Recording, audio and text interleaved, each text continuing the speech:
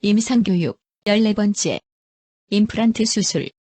이번 장에서는 임플란트 수술 과정에 대해 알아보겠습니다. 우선 임플란트 수술과 관련된 기본 용어를 알아보겠습니다. 먼저 임플란트라 부르는 픽스처가 있고, 픽스처 상방의 나사 구멍에 연결하는 커버 스크류와 힐링 어버트먼트가 있습니다. 임플란트는 크게 1차 수술과 2차 수술로 나눕니다. 1차 수술은 픽스처를 심는 과정, 2차 수술은 픽스처와 보철물을 연결하기 위한 과정입니다. 1차 수술은 다음의 과정을 따릅니다. 마취를 하고 동의서를 작성한 후 수술실로 옮겨 소독을 합니다. 수술 부위에 절개를 한 후 픽스처가 들어갈 수 있게 구멍을 만들고 픽스처를 식립한 후 봉합을 하는 과정으로 마무리합니다. 이후 수술 부위를 정리하고 식립 상태를 보기 위해 방사선 촬영을 하고 주의사항을 설명함으로써 마무리됩니다. 임플란트 수술을 준비할 때는 특히 멸균에 주의해야 합니다.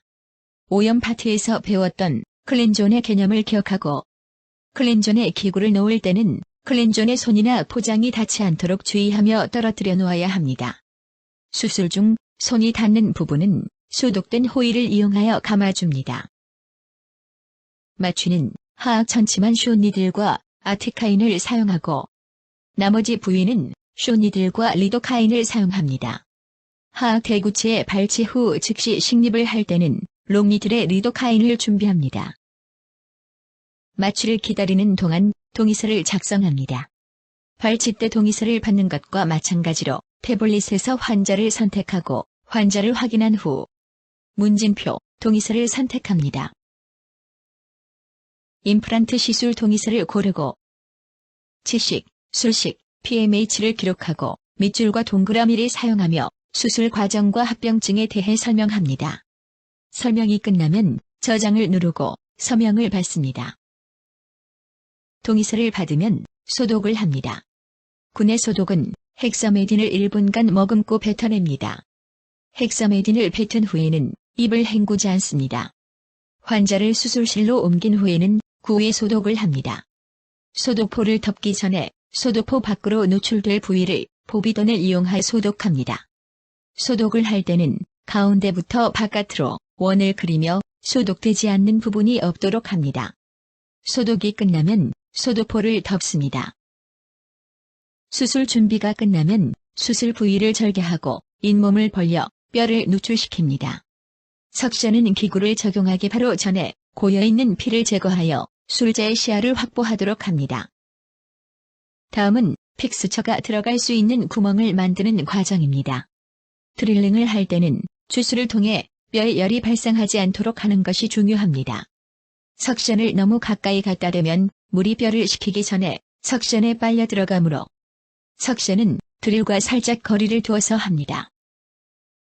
드릴링이 끝나면 픽스처를 식립합니다.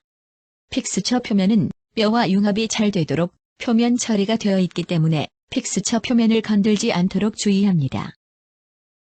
픽스처 식립이 끝나면 상황에 따라 커버 스크류나 힐링 어버트먼트를 연결하고 봉합을 합니다. 봉합사의 매듭은 2에서 3mm 정도를 남겨야 환자가 불편하지 않고 실밥을 제거하기도 좋습니다. 수술이 끝나면 환자의 입 주변을 닦아내고 방사선 촬영을 합니다. 수술 도구는 방사선 결과를 확인하고 정리를 하는데 식립 방향이나 깊이 수정이 필요할 수 있기 때문입니다. 이후 환자를 대기실로 안내하여 주의사항을 설명함으로써 1차 수술은 마무리됩니다. 2차 수술은 1차 수술에서 커버 스크류를 연결한 경우 커버 스크류를 힐링 어버트먼트로 교체하여 잇몸의 형태를 만들어주기 위한 수술입니다. 마취를 하고 절개 및 박리를 한 후 커버 스크류를 힐링 어버트먼트로 교체하고 봉합을 함으로 마무리합니다. 이때 각 과정에서 필요한 준비물을 오른쪽에 표시했습니다. 마취가 확인되면 식립 부위에 맞게 절개를 하고 박리하여 커버 스크류를 누출시킵니다. 픽스처의 위치를 알기 위해 엑스레이를 촬영할 수도 있습니다. 커버 스크류를 힐링 어버트먼트로 교체하고 봉합을 하여 마무리합니다. 임플란트 수술은 환자에게는 낯설고 무서운 수술입니다. 우리는 늘상 하는 일이지만 환자에게는 처음 겪는 경험일 수 있기 때문입니다. 따라서 수술 전후로는 두려움에 떨고 있을 환자를 안심할 수 있게 의료진의 배려가 필요합니다. 성공적인 수술 결과를 위해 우리는 오염에 주의하고 진료에 최선을 다해야 할 것이고, 환자는 주의사항을 잘 지키며 환자의 의무를 다할 수 있게 우리 의료진의 독려가 필요합니다.